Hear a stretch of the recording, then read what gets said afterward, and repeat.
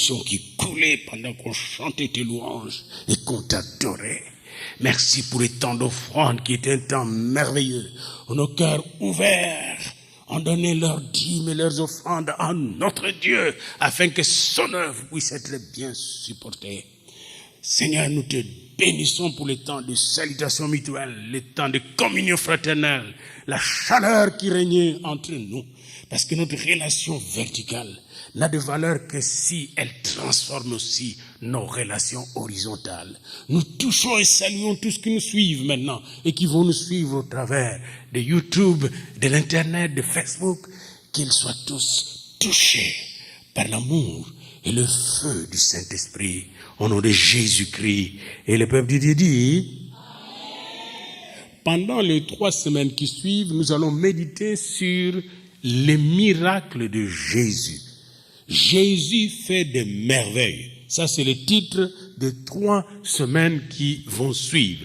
Jésus est merveilleux, il est admirable, il fait des merveilles. Amen.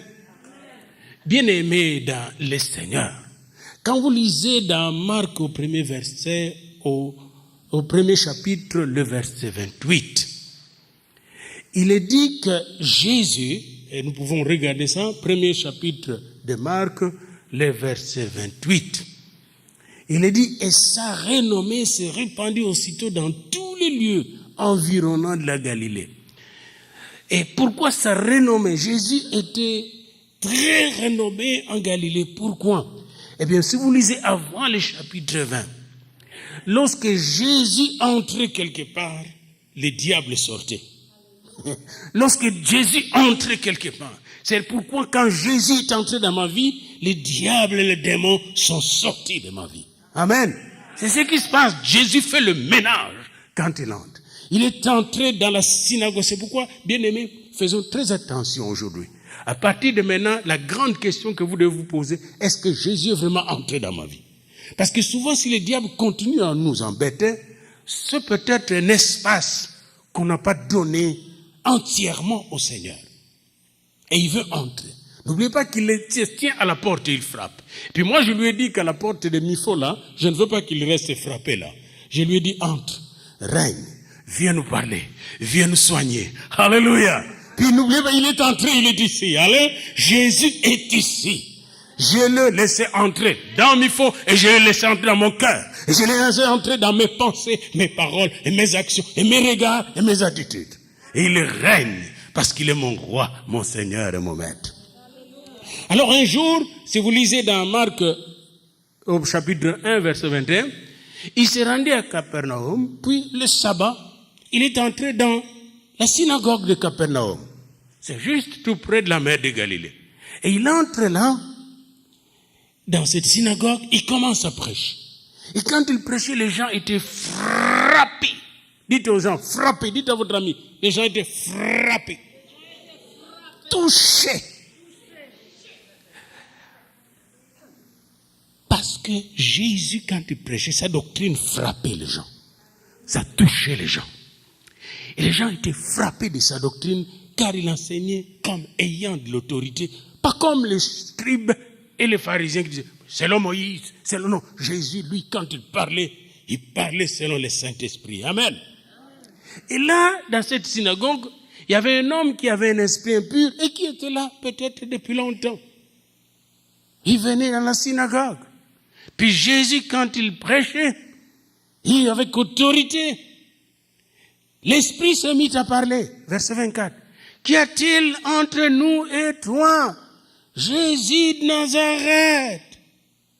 Et si je veux seulement souligner, je ne parle pas de ce miracle aujourd'hui, je veux seulement souligner, quand Jésus entre quelque part, les diables sortent. L'ennemi a commencé à parler, qu'y a-t-il entre toi et moi?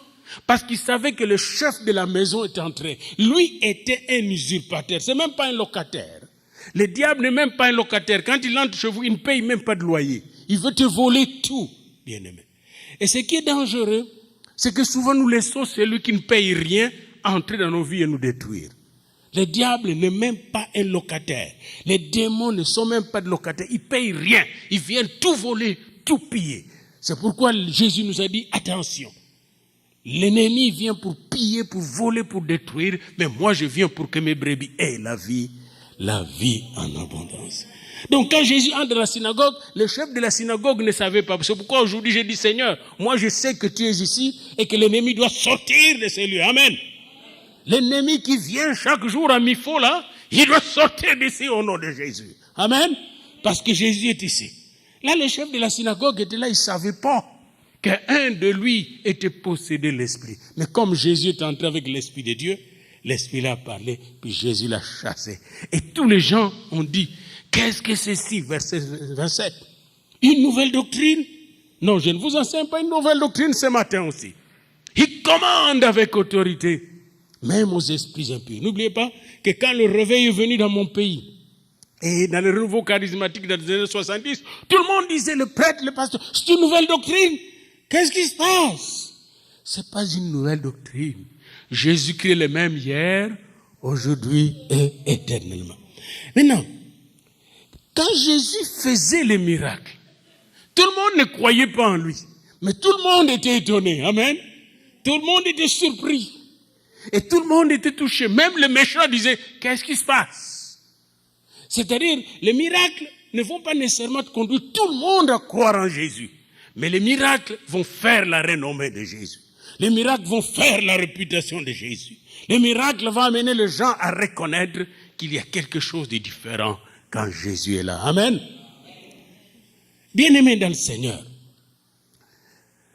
Et j'aimerais insister sur un fait, que quand Jésus faisait ce miracle, eh bien, il démontrait qui il est. Les miracles font partie de sa nature.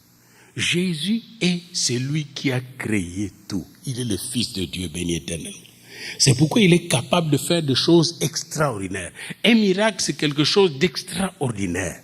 Quelque chose qui nous dépasse. Quelque chose même qui va épater les savants qui maîtrisent les lois de la nature. Un miracle, c'est quelque chose qui vient de Dieu lui-même. Amen. C'est quelque chose qui vient de Dieu lui-même. Alors, quand Jésus le faisait, il le faisait pour démontrer sa puissance et en même temps manifester la présence de Dieu, intense de Dieu dans ce monde. J'aimerais parcourir avec vous pendant cette période 44 événements que j'appelle de miracles de Jésus. Dans certains événements, nous verrons des cascades de miracles. Et à travers ces 44 événements que nous allons voir, la première série d'événements que nous allons introduire aujourd'hui, nous allons le présenter pour démontrer que Jésus est le Dieu Tout-Puissant. Nous disons dans l'Ancien Testament, El Shaddai.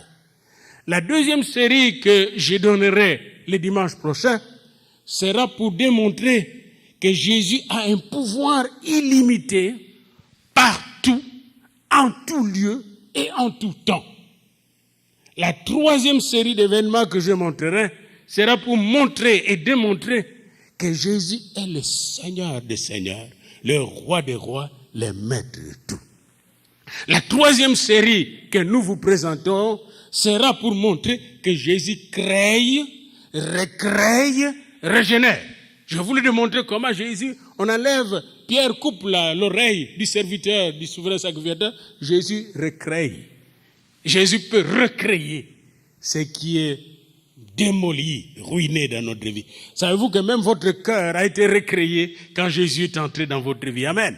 Et enfin, la dernière série que je vous montrerai va nous démontrer que Jésus est omniscient, omniprésent. Vous allez voir Jésus, voyez Pierre avant de le voir comme ça. Il a vu Nathanaël avant de le rencontrer physiquement. Jésus te voit là où il est.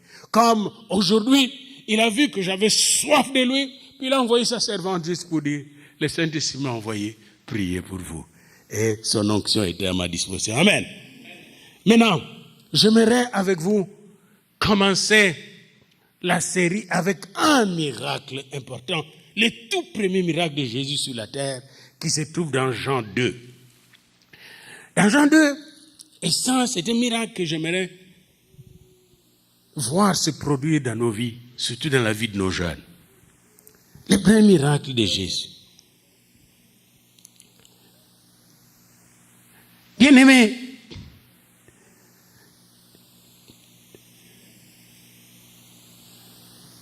C'est le premier miracle de Jésus. Jésus n'avait pas encore commencé son ministère. Il commençait à recruter les disciples dans Jean 1. Puis dans Jean 2, il s'est retrouvé à Cana, une petite ville qui existe encore. Quand vous allez de Nazareth vers la Galilée, vers Capernaum, nous sommes passés par là. Il y a là où il a fait ce miracle, il y a maintenant une église orthodoxe là. Et Jésus s'est retrouvé dans ce village. Il était invité avec sa mère pour une fête de mariage. Et pendant cette fête de mariage, les gens ne savaient pas qu'il y avait un problème qui s'était produit la nuit. Il venait de manquer du vin. Et pour les Juifs, c'est très important. Les Juifs ne font aucune fête, même la fête de Shabbat, le soir. Ils doivent prendre du vin. Et là, le vin venait de manquer. Et alors, quand sa mère avait constaté cela, on est venu dire à sa mère, il manque du vin ici. Peut-être qu'on est venu lui demander pour aller faire, pour envoyer des gens aller acheter vers Nazareth ou d'autres villes, vers Capernaum, le vin. Mais regardez ce que la Vierge Marie a fait. Et ce que je vous demande de faire quand vous expérimentez des manques dans votre vie, dans votre maison. Regardez ce que Marie a fait. Le vin ayant manqué, verset 3, Jean 2, la mère de Jésus lui dit, ils n'ont plus de vin. La mère de Jésus s'adressa à Jésus. Si vous voulez des miracles, adressez-vous à qui? À Jésus. La mère de Jésus n'a pas osé trouver la solution, chercher la solution. Les miracles ne viennent que quand nous allons vers Jésus. Parce que c'est Jésus qui fait les miracles. La mère de Jésus s'approcha de lui et lui dit, ils n'ont plus de vin. Oh, beaucoup de gens aujourd'hui peut-être prient la Vierge Marie. Mais je vous assure, si c'est la Vierge Marie que vous priez, elle va vous dire, allez chez Jésus. Elle va vous envoyer chez Jésus. Parce qu'elle sait, elle, la christologie de la Vierge Marie est pure et sainte. Elle est permanente. Jésus qu'elle a porté dans son sein, elle sait que c'est le Fils de Dieu. Amen. Elle sait que Jésus est plus grand qu'elle-même. La Vierge Marie. Alors, préparez-vous, vous qui dites le Je vous salue Marie, préparez-vous parce que Jésus s'en vient là. Jésus arrive dans votre vie et va vous toucher.